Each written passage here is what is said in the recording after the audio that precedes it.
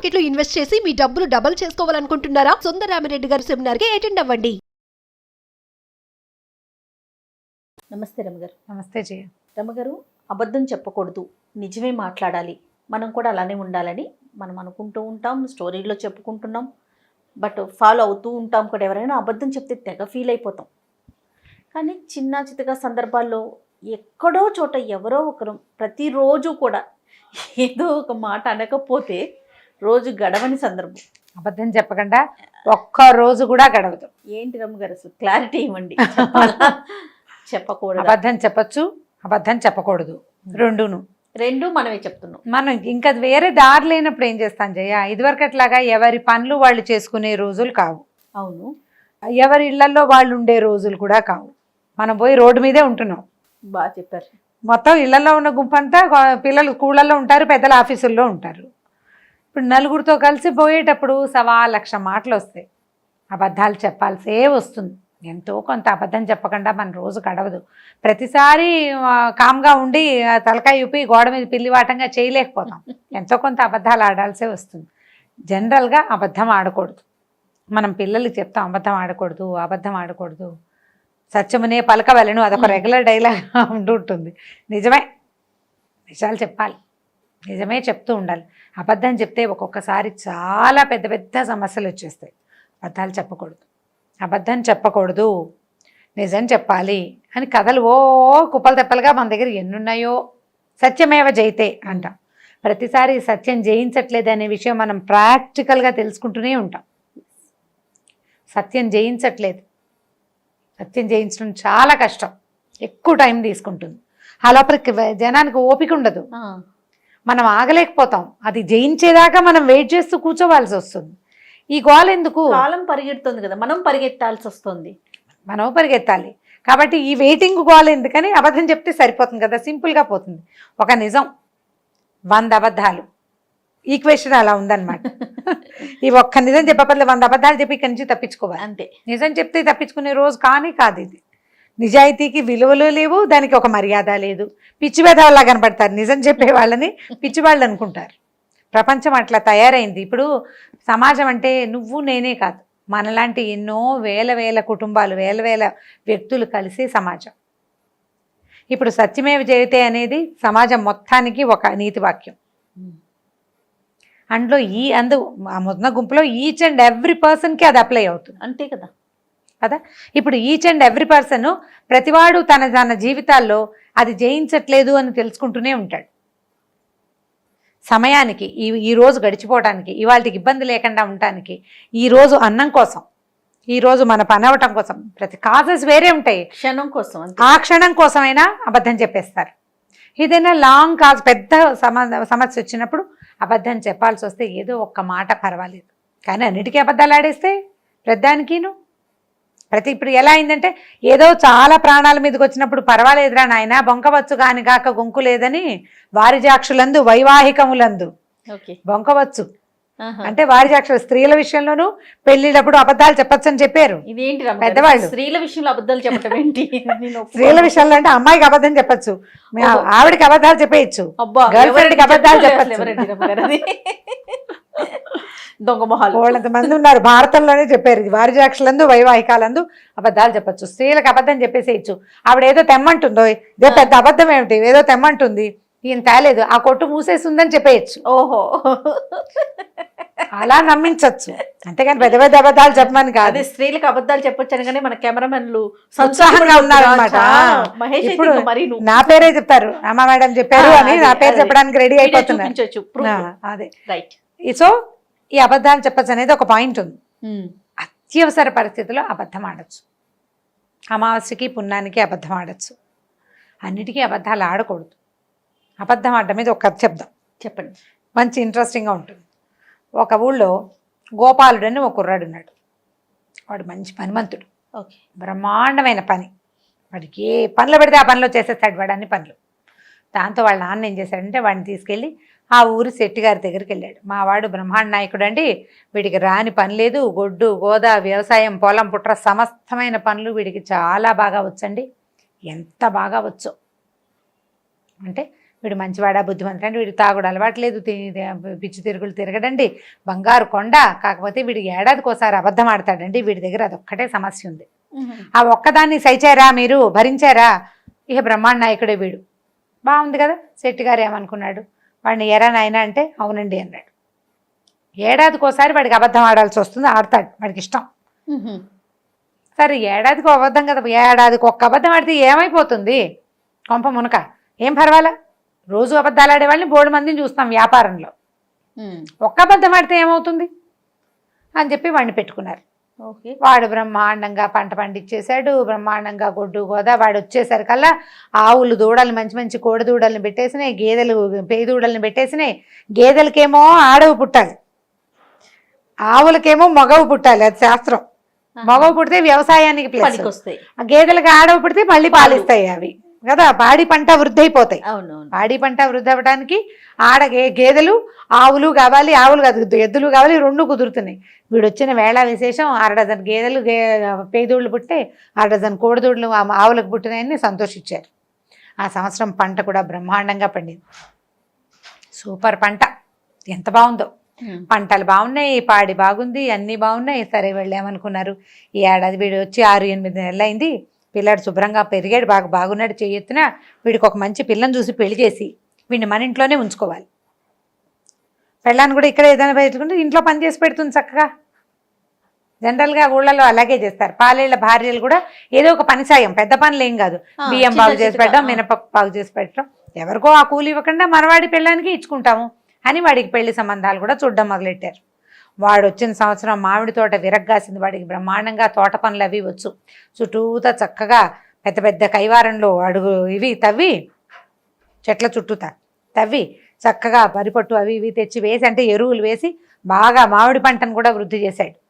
మామిడి తోట, అక్కడి నుంచి మల్లె తోటలనేట, మల్లెపూలు కూడా తెగపూసేసినాయి. వీడు బాగా చేస్తాడు కదా, మంచి పనిమంతుడు. తెల్లవారి 4ంటికి లేచాడంటే రాత్రి 11 దాకా వంచినాడు మెత్తకుండా పనిచేస్తాడు వాడు. అంత బ్రహ్మాండమైన వాడు. సూపర్గా ఉంది. సంవత్సరం తిరిగేసరికి శెట్టి గారికి మామూలు కంటే ఇబ్బడి ముబ్బడిగా పంటలు, పళ్ళు, పువ్వులు, గేదెలు, ఆవులు ఇంటి నిండా బ్రహ్మాండంగా ఉన్నాయి. సరే ఏమైంది, సంవత్సరం చివరికి ఇంకొక 10 రోజులు పోతే వీడొచ్చి ఏడాది అవుతుంది.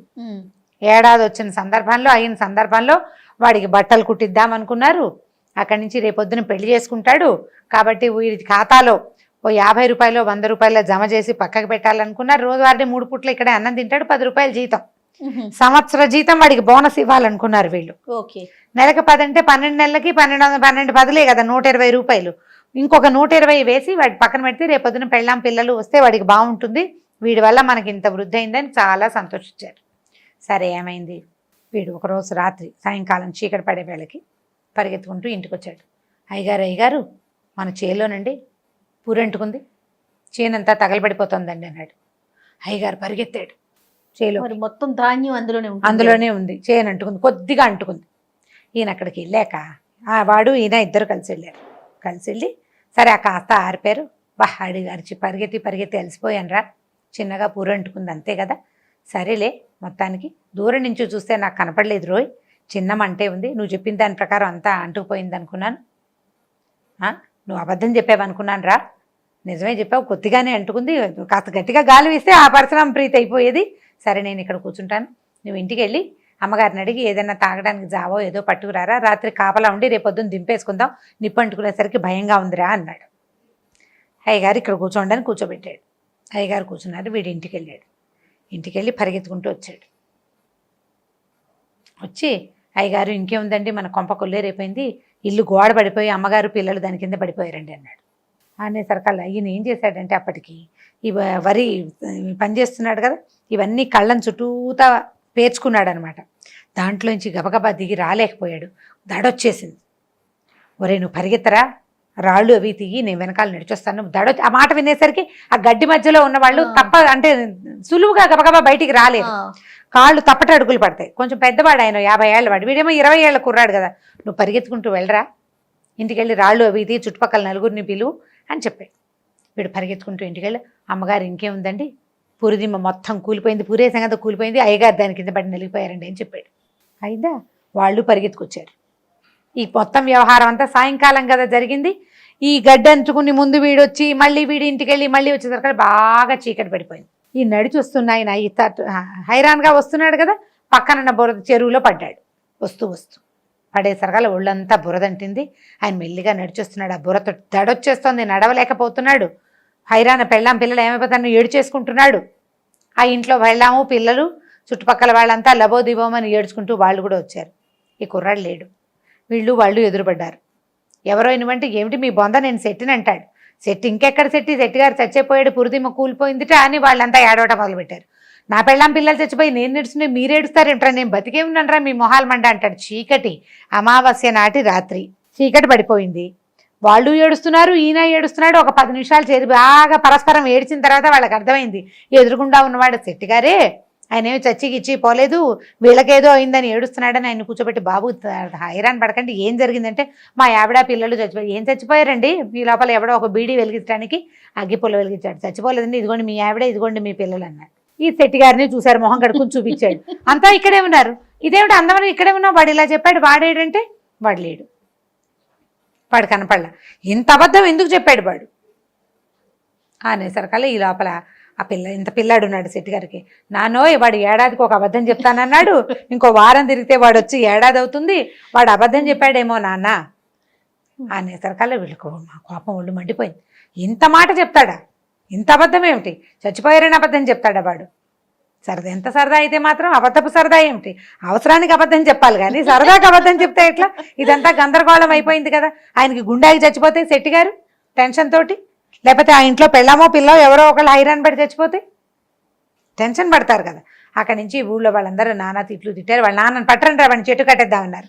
తండ్రిని తీసుకొచ్చారు. నేను ముందే చెప్పాను కాదుటండి వాడి సంగతి, ఒక్క అబద్ధం ఏడాదికి ఒక అబద్ధం ఆడతాడు. మీరు ముద్దు చేసి 2 అబద్ధాలు ఆడించుకున్నారు, మీరు పాడు చేశారు వాడిని బాగా చూశారు, బట్టలు కుట్టించారు, పెళ్ళి అన్నారు, పేరంటమన్నారు, డబ్బులు నీకు డబల్ ఇస్తామన్నారు. అంత ముద్దు ఎక్కువయ్యేసరికి వాడు 2వ అబద్ధం కూడా ఆడాడు. మీరు చచ్చిపోయారని ఆవిడ చెప్పాడు, ఆవిడ పిల్లలు చచ్చిపోయారని మీకు చెప్పాడు. మీ వల్ల మా వాడు 2 అబద్ధాలు ఆడాడండి, నేను దాకా ఒక్క అబద్ధమే ఆడాడు. శభాష్, మీరే చెడగొట్టారు. వాడిని పనివాడిలా చూస్తుంటే బ్రహ్మాండంగా ఉండేవాడు, ఒక్క అబద్ధంతో సరిపెట్టేవాడు. ఇప్పుడు మీ వల్ల కదా మా వాడు 2 అబద్ధాలు ఆడాడు, కాబట్టి మీరే నాకు డబ్బులు ఇవ్వాలన్నాడు వాళ్ళ నాన్న. ఊళ్ళో వాళ్ళంతా వాడిని చెడతిట్టారు. ఇదేం అబద్ధం నీ బొందా, వాడు ఏంటంటే వాడు ఇక్కడెక్కడున్నాడు, వాడు లేచకపోయాడు, గొడవ అంతా బయటకు వస్తే తను తిడతారని. అక్కడి నుంచి మర్నాడు వాడిని వెతికి పట్టుకుని ఈ శెట్టి గారు పట్టుకున్నారు. మరి ఇంత డబ్బులు గలవాడు కదా ఈయన, 4 మనుషులు పంపించి, ఎరా ఇంత అబద్ధం ఆడతావా, ఇట్లాంటి అబద్ధం కాదు ఆడాల్సింది. అబద్ధం ఎప్పుడు ఆడాలి? అత్యవసరమైనప్పుడు, ప్రాణాపాయ స్థితి వచ్చినప్పుడు, నువ్వు తప్పుకునేందుకు ఏ ఆసరా లేనప్పుడు అబద్ధం ఆడి తప్పుకోవచ్చు. అంతేగాని సరదాకి అబద్ధం ఆడకూడదు, అన్నిటికీ అబద్ధం ఆడకూడదు. నీ సరదా శెట్టి గారి ప్రాణం పోతే అని అందరూ కేకలేశారు. వాడి డబ్బులు వాడి చేతులు పెట్టి, నువ్వు మళ్ళీ మా ఊరు ఛాయలకి రావద్దు, ఊళ్ళో ఎవరింట్లో పెట్టుకున్నా వీడు ఈ పనే చేస్తాడు, వాడికి ఎక్సైట్మెంట్ వస్తుంది అనమాట. అంతకుముందు వాడు చిన్నప్పుడు ఎక్కువ అబద్ధాలు చెప్తుంటే వాళ్ళ నాన్న వాడికి ఏడాదికి ఒకసారి అని కట్టడి చేశాడు, సంవత్సరానికి ఒకసారి ఫిక్స్ అయింది, పీక్ లో ఉన్నాడు అనమాట వాడు. కాబట్టి ఈ పీక్స్ లో అబద్ధాలు ఆడకూడదని వాడిని సరి చేసి పెట్టి పంపించారు. సో ఈ కథ కంచికి మనం ఇంటికి, పిల్లలకి మనం ఏం చెప్పాలి, అబద్ధాలు ఆడకూడదనే చెప్తూ ఉండాలి. అబద్ధం ఆడచ్చు అప్పుడప్పుడు అని మాత్రం పిల్లలకి అనిపించకూడదు. మనం అబద్ధం ఆడి వాళ్ళకి దొరికామనుకోండి, ఈ పరిస్థితిలో ఇట్లా చెప్పాల్సి వచ్చిందిరా అని వాడికి పరిస్థితి అర్థమయ్యేటట్టు చెప్పాలి కానీ ఇలాంటి పరిస్థితుల్లో అబద్ధం ఆడచ్చు అని స్టేట్మెంట్లు మాత్రం ఇవ్వకూడదు. అవును, వాడు కూడా స్టేట్మెంట్ ఇవ్వకుండా అత్యవసరమైనప్పుడు అబద్ధం ఆడుకుంటాడు. అబద్ధం ఆడితే పిల్లాన్ని సహించద్దు. అండ్ రెండోది, తల్లులు కానీ తండ్రులు కానీ అబద్ధాలు ఆడి పిల్లలకి దొరకకూడదమ్మా, దొరకకూడదు. దొరికితే సులువైపోతాం, మనం పిల్లలకి చులకనైపోతాం. దొరకద్దు, దొరకకుండా ఉండడానికి ట్రై చేయండి. దొరికితే వాడికి అర్థమయ్యేలాగా చెప్పండి, బట్ స్టేట్మెంట్స్ ఇవ్వకూడదు. ఇలాంటప్పుడు అబద్ధాలు చెప్పేచ్చిరా అని చెప్పద్దు. అబద్ధం ఆడకూడదు అన్న దాన్ని మెయింటైన్ చేస్తూ ఉంటే కనీసం కొంత రూల్స్ ఏర్పడి ఉంటాయి. వాళ్ళు పెరిగి పెద్ద అయ్యాక ఎప్పుడు అబద్ధం చెప్పాలి ఎప్పుడు చెప్పకూడదనే విజ్ఞత వాళ్ళకి తెలుస్తుంది. పెద్ద అయ్యేదాకా కనీసం జాగ్రత్త పడండి పిల్లలు. రైట్, చాలా బాగుందండి, స్టోరీ బాగుంది, నీతి బాగుంది. రైట్ రమ్మ గారు, ఇంకొక స్టోరీతో మళ్ళీ కలుద్దాం. తప్పకుండా జయ.